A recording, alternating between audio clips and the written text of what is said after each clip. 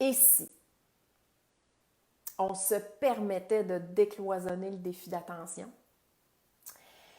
et d'aller voir qu'est-ce qu'on pourrait trouver, qu'est-ce qui pourrait émerger si les difficultés étaient transformées en opportunités pour mieux se connaître, mieux se découvrir et se célébrer encore plus. Et tu vas voir, je m'en vais. Il y a vraiment une direction dans laquelle je m'en vais avec le live d'aujourd'hui parce que tout change. Ça, c'est un fait. On l'expérimente de façon assez incroyable depuis un certain moment. Donc, tout est en train de changer et d'emblée, il y a cette citation d'Albert Einstein qui m'a vraiment fait sourire, qui est la suivante. Il est plus difficile de désagréger un préjugé qu'un atome. Et des préjugés dans la différence, peu importe que ce soit le défi d'attention ou n'importe quelle forme qu'elle puisse prendre, ben, quand on sort du lot, quand on est justement un personnage ou une femme ou un homme peut-être un peu plus coloré, plus flamboyant, qu'on dégage cette énergie qui peut, oui, déranger, c'est clair qu'il peut y avoir des préjugés. Et ça a été ma réalité pendant très longtemps. On m'a souvent dit que j'étais trop intense, que je parlais trop fort, que je prenais trop de place. Bref, la liste était vraiment très, très longue. Et à un certain moment donné, je les ai achetés. J'ai cru que ces perceptions-là par rapport à qui j'étais étaient vraies, que j'étais trop ou pas assez de ceci ou de cela. Donc, à travers ça, il y a un système de croyances qui s'est créé et je dis un système de croyances, mais en fait, on a plusieurs systèmes de croyances. Des croyances limitantes, en fait, qui sont des sortes de méta-règles qui vont amener le cerveau à vraiment privilégier ou à exclure certains éléments qui jugent erronés, donc désuet, peu importe le mot qu'on utilise, et qui ne va pas tant remettre en question. Et un préjugé, c'est quelque chose de vraiment tenace. C'est profondément ancré et c'est difficile de faire bouger. Mais si on commence par changer notre perception à nous, hein, on le dit toujours, en fait, on le dit depuis vraiment très longtemps, tout part de soi. Donc, si je veux que les gens aient, ou si j'espère que les gens aient une perception différente de qui je suis, je pense que ça commence par mon changement de perception et mon changement d'attitude interne, intrinsèque, donc qui est à l'intérieur. Et le meilleur parallèle qu'on peut faire avec les préjugés, hein, ces choses qui sont difficiles à faire bouger et à pulvériser, c'est au niveau du travail ou de l'entreprise. Hein. Souvent, on va parler de résistance au changement. Donc, c'est comme une croyance limitante, c'est des barrières psychologiques qui sont vraiment pas évidentes à dynamiter ou à faire exploser, si on veut. Mais moi, là, ce que je souhaite plus que tout, qui vient me chercher profondément, qui me fait vibrer, qui m'excite et qui pique ma curiosité, c'est de dévoiler la face cachée du défi d'attention. Donc, de décloisonner. Puis pourquoi je parle d'un défi et non d'un déficit d'attention? Il y a quelques années, quand la première version du livre TDAH, une force sous-estimée, est sortie, je créais la page couverture et je suis une passionnée des mots et j'aime beaucoup jouer avec les mots. Et je suis en train de créer la page couverture du livre et à un moment donné, je vois dans le mot déficit le mot défi.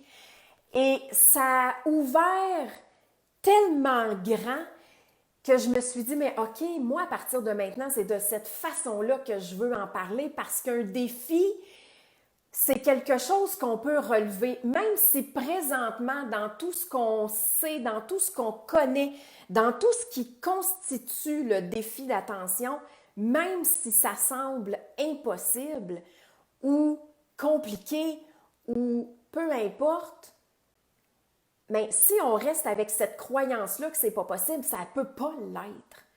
Donc, un défi, si c'est quelque chose qu'on peut relever, pour moi, ça devient extrêmement léger.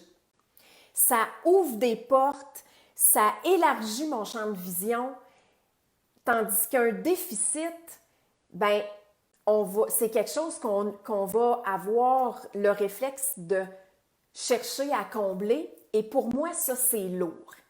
Et depuis le début, depuis que j'ai su au début de la quarantaine, donc il y a presque une dizaine d'années que j'avais cette différence-là, pour moi, c'était OK. Qu'est-ce que je peux créer avec ça? Qu'est-ce que je peux faire?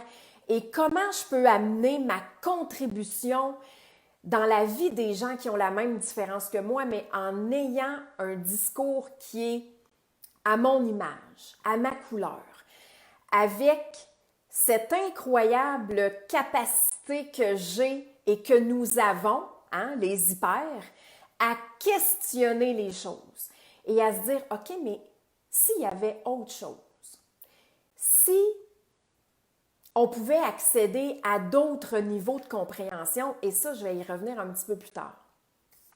Donc, j'utilise cette grande force-là de questionner ou de remettre en question. Et souvent, l'exercice se fait par rapport à moi. Est-ce que ça fait encore du sens? Oui, parfait. Si ça n'en fait plus, ben, je prends le temps de m'arrêter et de me dire, OK, mais qu'est-ce qui fait du sens pour moi dans tout ça? Et plus ça va, moins ça fait de sens que ce qu'on connaît, ce qu'on sait et ce qui constitue le défi d'attention, ce soit là les seules et uniques explications et façons de le comprendre.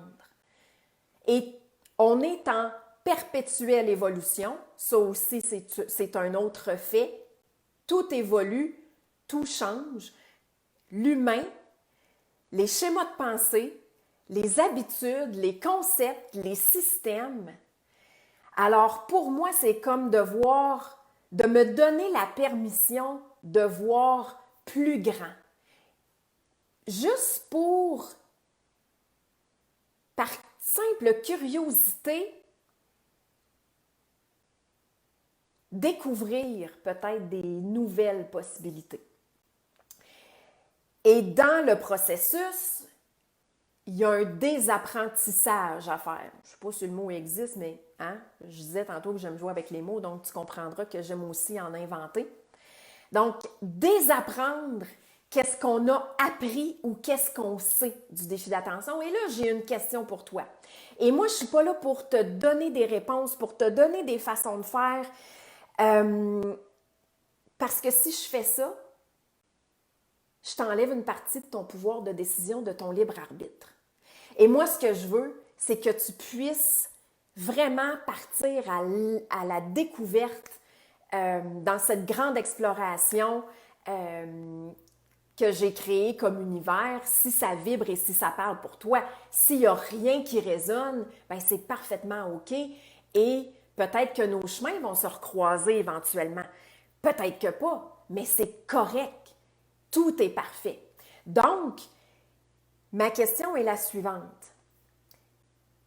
Quelle est ta... Non, je recommence. J'ai sauté un mot bien important. Quelle serait ta perception du défi d'attention si celle créée par la société n'avait aucune influence sur celle-ci? Ouf! Ouais, je sais. Moi, je suis la fille intense dans la vie qui est assez directe, qui n'aime pas ça passer par 4 chemins. J'aime pas ça, les détours. Alors, je la répète. Quelle serait ta perception du défi d'attention ou de la différence si celle qui a été créée par la société n'avait aucune influence sur celle-ci? Ouais. Et ce genre de questions-là, souvent, ce n'est pas le genre de question où la réponse vient systématiquement. C'est une question qui nous amène à amorcer une certaine réflexion. Ce serait quoi ma perception? Et ça se peut que le premier réflexe, ce soit « Ben, Christy, je le sais pas. La perception que j'ai en ce moment, je pense qu'elle est correcte. » Mais déjà, ça va comme amener, ça va créer des brèches. Et là, par les brèches, ça se peut fort possiblement qu'il y ait des éléments d'information qui se mettent à arriver. Alors ça, moi, c'est ce que je trouve vraiment fascinant. L'autre question que j'ai pour toi est la suivante. Et c'est en fait, ce que je suis en train de faire, là, c'est, il n'y a pas l'interaction, mais c'est exactement ce que je fais en séance de coaching. La même affaire. C'est juste qu'il y a l'interaction avec la cliente ou le client qui est avec moi. Donc, que dois-tu désapprendre et réapprendre pour créer ta propre perception de la différence? Intéressant. Moi, j'aime ça. Écoute, je te fais juste te partager ces deux questions-là, puis mon cœur bat tellement vite, parce que ce que ça fait, cette curiosité-là et cette façon créative de dire « OK, mais qu'est-ce qui pourrait arriver ou émerger ou se pointer si je faisais juste être dans cette ouverture-là de dire « mais il y a peut-être autre chose ». Donc moi, ce que ça fait, là, c'est que ça me fait vibrer très, très haut. Mon énergie s'élève, ma fréquence s'élève. Alors que si je reste dans les difficultés avec le défi d'attention, me crée de l'insatisfaction au quotidien, ça m'irrite, ça me frustre, bien là, ce que ça crée dans mon monde à moi, c'est que ça fait dégonfler tout ça, ou ça dessouffle, et ça m'amène vers le bas, et ça dépose une certaine lourdeur dans mon énergie et sur mes épaules, et je peux vraiment le sentir. Donc, que dois-tu désapprendre et réapprendre pour créer ta propre perception de la différence? Donc, tout ça, là, et là, je ne sais pas si tu as vu, mais je suis vraiment dans le D. J'explore le D du TDAH d'une façon complètement différente. Décloisonner, désapprendre. Le troisième, déconstruire. Pourquoi? Parce que, comme je disais tantôt, on a des systèmes de croyances, on en a plein.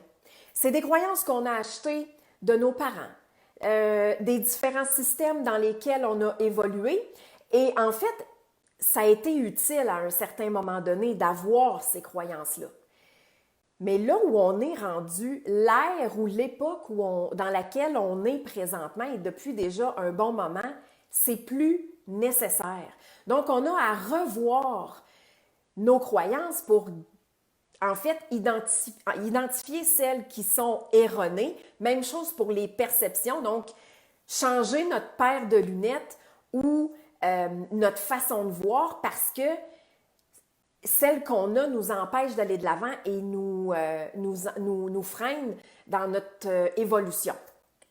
Donc, c'est de déconstruire qu'est-ce qui a été et revenir avec une nouvelle construction, mais qui est cohérente avec qui on est et qui fait du sens pour nous. Donc, et c'est là que ça devient peut-être un peu plus complexe, mais c'est pas infaisable, c'est pas impossible. C'est de dire, OK, mais qu'est-ce qui vibre pour moi? Qu'est-ce qui est vrai pour moi?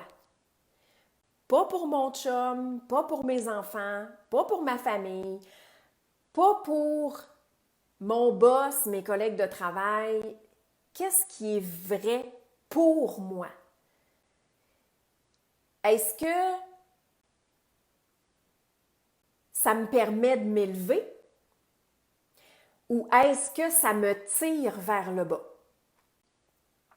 Donc, tout ça, c'est des façons d'aller emprunter ou d'aller explorer des nouveaux chemins, des nouvelles avenues et de dire, OK, à partir de maintenant, de quelle façon je veux redéfinir tout ça? Et au niveau de la déconstruction, la question que je t'invite à explorer, c'est quels sont les bénéfices à garder les convictions erronées qui ne servent plus? Et là, je vais juste expliquer brièvement les bénéfices. En fait, les bénéfices, c'est quelque chose qu'on explore quand je fais des séances de Theta Healing. Pourquoi? Parce qu'il y a toujours des avantages à garder des croyances limitantes en place. Est-ce que dans ce cas-ci, c'est pour l'avantage, c'est que ça te permet d'être accepté des autres, d'être aimé, d'avoir le sentiment que tu es à ta place ou que tu as ta place. Un autre avantage, ça pourrait aussi être que ça te donne le sentiment ou ça te met, ça te positionne dans la norme. Et de cette façon-là, tu ne déranges pas trop. Hein? Tu ne soulèves pas trop de vagues ou de poussière. OK? Donc, quels sont les bénéfices à garder les convictions erronées qui ne servent plus? Et là, je suis vraiment excitée parce que ce qui s'en vient bientôt, c'est encore en train de se déposer, de se mettre en place, de prendre naissance, mais il y a un accompagnement, il y a un coaching en ligne qui s'en vient qui va s'appeler Décloisonner le défi d'attention. Et en fait, c'est un cadeau de Noël que tu vas pouvoir ouvrir avant les fêtes parce que ça va être possible de venir assister à l'enregistrement de ce coaching-là et d'y avoir accès gratuitement par la suite. Donc, c'est tout ça qu'on va explorer, puis il va y avoir des outils, il va y avoir des exercices pour t'aider à sortir de cette boîte ou de ce coffre qu'on a refermé ou qu'on a mis le cadenas et qu'on l'a verrouillé en disant « Ce coffre contient les seules et uniques explications et niveaux de compréhension du TDAH et c'est comme ça et il n'y a pas autre chose. » Donc moi, je veux pouvoir faire éclater ce coffre-là pour dire un instant et si on trouvait autre chose, et je peux te dire que j'ai déjà trouvé d'autres façons de le comprendre et de l'expliquer. Donc, et ça, en fait, c'est tout simplement d'accéder à un autre niveau de compréhension. Et je ne dis pas que le premier niveau de compréhension, il n'est pas correct. C'est pas ça du tout. Ça n'a rien à voir. Il a son utilité, mais ce n'est pas le seul niveau de compréhension. Là est la grande nuance. OK? Donc, accéder à un autre niveau de compréhension, hein, tu me vois faire ça, donc ça nous permet de s'élever et de dire « Ah! Hein, de prendre de l'altitude et faire « Oh my God, OK, mais là, j'ai un champ de vision qui est plus large. Si je suis au même niveau que la forêt, ben je vois la forêt. Si je me recule, je vois un peu plus l'ensemble. Mais si je fais comme un oiseau, que je déploie mes ailes et que là, je suis dans le ciel et que j'ai vu du ciel sur la forêt, ça change encore la vision que j'ai de cette forêt-là. Et ces différents niveaux-là, pour moi, ça vient tenir compte de beaucoup de choses, des traits de personnalité. Parce qu'au fil du temps, dans mes lectures, dans les tests de personnalité que j'ai faits ou dans tous les outils en fait que j'ai utilisés pour décrypter encore plus qui j'étais, mais surtout découvrir quelles étaient mes forces, même si je le savais déjà. C'est comme, OK, mais comment je peux les amplifier, comment je peux les utiliser encore plus? Bien, je me suis rendu compte qu'il y a certains éléments dans le défi d'attention qui sont des traits de personnalité. Alors, est-ce que c'est des choses qui ont vraiment leur place ou c'est plus au niveau de la personnalité que ça a à rester? Donc, ça, l'héritage de nos ancêtres, hein, tout ce qui est le bagage transgénérationnel, notre bagage émotionnel aussi, parce que ça vient, c'est sûr que ça vient impacter notre réalité, nos comportements, nos façons de réagir et tout ça. Les blocages inconscients qui vont faire en sorte que les systèmes par défaut vont s'activer. Donc, tout ça, pour moi, c'est des façons d'accéder à d'autres niveaux de compréhension. Fait que je ne sais pas si ça fait du sens, mais c'est ce qui fait vibrer toutes mes cellules, tout mon être. C'est assez impressionnant. Et je vais te revenir avec les détails pour décloisonner le défi d'attention. Comme je te dis, ça s'en vient bientôt. Mais j'ai des choses à déterminer avant de dire, OK, voici, c'est quand, comment on fait ça, qu'est-ce que ça va, de quelle façon ça va contribuer dans ta vie, etc. Donc, j'ai envie de te laisser sur cette dernière question. Quel aspect de ta différence peux-tu décloisonner et qui te permettrait d'accéder ou de créer une perception plus positive de celle-ci? Ouais. Je le sens, le ouf! Et si tu te sens submergé ou dépassé, inspire profondément et expire lentement et laisse les mots se déposer tout doucement dans ton univers. Vas-y avec ce que tu es en mesure de prendre. Alors voici la question à nouveau. Quel aspect de ta différence peux-tu décloisonner qui te permettrait d'accéder ou de créer à une perception plus positive? Wow! Alors, oui, c'est puissant les questions de coaching. C'est pour ça que j'aime autant les utiliser, que j'aime les utiliser autant. Oui, ça fait plus de sens. Alors, est-ce qu'on fait ça? On fait tout ça ensemble, hein? Est-ce qu'on se donne la permission, tranquillement, une cloison à la fois, de défaire tout ça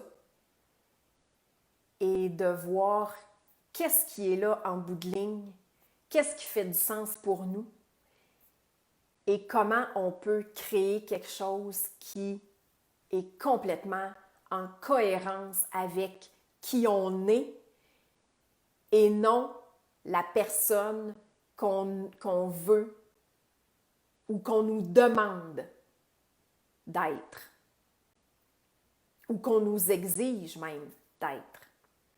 Parce que si on continue de s'empêcher d'être qui on est, on prive le monde de cet incroyable individu, lumière, feu d'artifice qui sommeille à l'intérieur de nous. Ça fait en sorte que notre génie reste dans la lampe et qu'en bout de ligne, la seule et unique personne qui va trouver ça difficile, c'est nous. Parce qu'une fois qu'on a commencé, on s'aperçoit que c'est de plus en plus facile d'être soi-même. et que c'est beaucoup plus difficile d'être quelqu'un qu'on n'est pas ou d'essayer d'être ce qu'on n'est pas. Alors, j'espère sincèrement que tout ça fait réverbérer quelque chose dans ton monde, dans ton univers. Et si tu penses que ça peut contribuer, aider, semer une graine dans l'univers de quelqu'un d'autre, dans ton entourage, n'hésite pas à partager et laisse-moi tes impressions, tes commentaires sous la vidéo. Ça va vraiment me faire plaisir de te lire et de te répondre. Alors, on se retrouve très, très bientôt.